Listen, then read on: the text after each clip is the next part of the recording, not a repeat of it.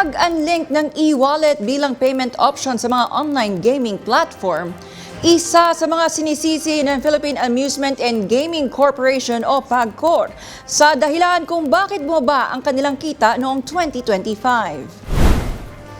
Sa pagharap ni PAGCOR Chairman Alejandro Tenco sa House Committee on Appropriations ngayong Lunes, sinabi nito ang pagtanggal sa e-wallet bilang pambayad sa online games ay isa sa mga factor kung bakit bumaba ng 5.68 billion pesos ang overall revenue ng ahensya noong nakaraang taon.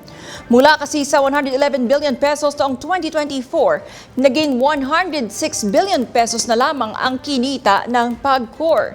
Isa rin sa mga nakitang dahilan ng pagbaba ay ang engagement ng manlalaro na naapektuhan din ng Middle East crisis.